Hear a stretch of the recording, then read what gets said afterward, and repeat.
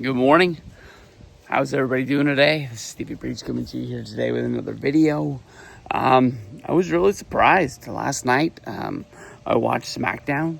It was a pretty good episode, and then the R-Truth versus John Cena match was the main event, and then disqualification really fast. Didn't really have a payoff. CM Punk came running down there, and Cena put Punk through a title after conking him with the title twice. And we had the John Cena Pipebomb. And I didn't like it at all. It seems that the internet loves it. It seems that like everybody is saying how cool it was and how, to see this 14 years later played as the opposite. I think it might have been better if Punk did it to Cena again. I'm not really quite sure. I just remember, 2011, we were all watching Raw. We were all waiting for something big to happen always. And, the Nexus thing was cool in 2010. And we were just thinking like they were going to have a big summer angle. And then it ended up being the summer of Punk. And we thought it was going to be, reviving wrestling.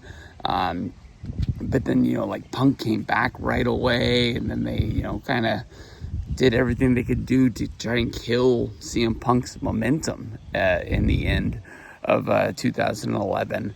I don't know. I just remember the night of, after Monday Night Raw, I immediately made a video with my friend Miguel, Freaking Yeah 88, where we talked about everywhere we thought that the CM Punk angle could go from there, like how Punk was suspended. He had a title shot, but he's already announced that he's not going to re-sign with WWE.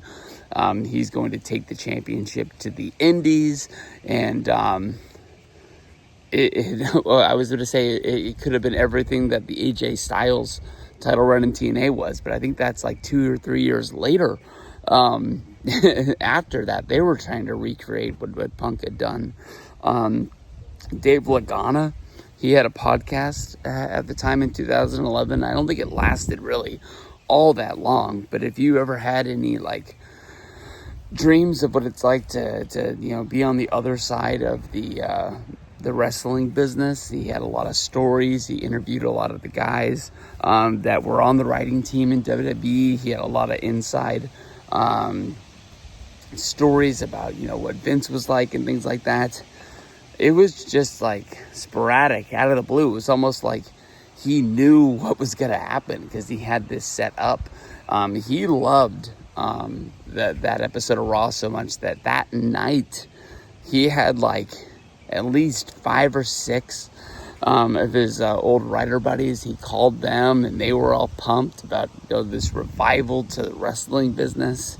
There's like so much out there that these people who actually write wrestling, who Vince was signing at the time, were like people from Hollywood.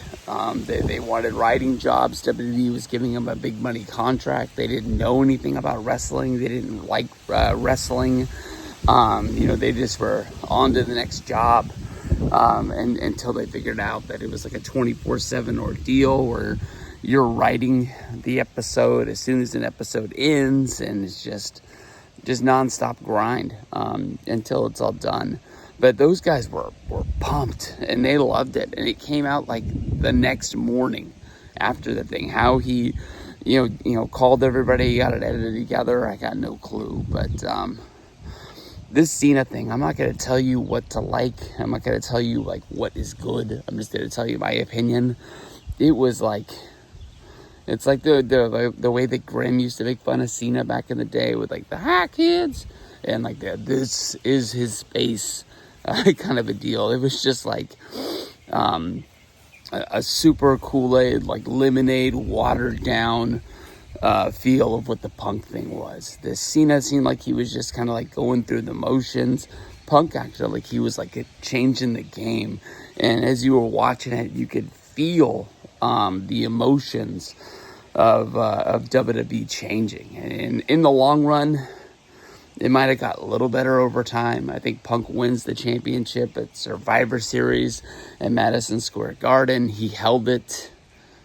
Shoot, when the fuck did Punk lose the belt? He held it for like a year. Doesn't he hold it for like 434 days or something like that? As soon as he left, they had to put the title on Brock Lesnar, so Brock could beat the title, because they didn't want, anytime that, a record came up, it would be Punk's name on it, because he didn't work for them anymore. It was just spite that they held against him inside of the company. I know in the long run, it's just an episode of SmackDown that's going to lead to Night of Champions, where Punk is going to probably win via disqualification, because Cena's going to conk him with the title yet again. Or Travis Scott's going to show up, and they're just going to do the WrestleMania 41 ending, I guess, and Cena will conk him with the title, but the ref doesn't see it, and it's 1, 2, 3, and we're all upset. Best case scenario is, Cody Rhodes beating Jey Uso on Monday, and then him beating Randy Orton at a champion. So we get Cody versus Cena come SummerSlam, and I still don't think he's gonna lose. I like the idea of having Survivor Series this year, having one of those 6-pack challenges that Triple H went through in 1999. Not the one where Brian Kendrick won the championship on that one pay-per-view, but this one's just one fall take all. 6 guys are in there, and they're all battling because they all have a tie to the championship. I think it'd be fun. It doesn't say Survivor Series War Games this year. It says Survivor Series San Diego. So maybe they're just not trying to give it away that Survivor Series is going to be another War Games pay-per-view, but hopefully it's just not another bragging rights deal or something like that, and it's an actual pay-per-view that means something. So I'm hoping for that, but let's get back to it. Monday, big episode of Raw. Cody versus Jey Uso. We got Roxanne going up against Jade in the King and Queen of the Ring. I'm not sure what else is out there as the big main event, but we'll all be watching. Peace out, everybody.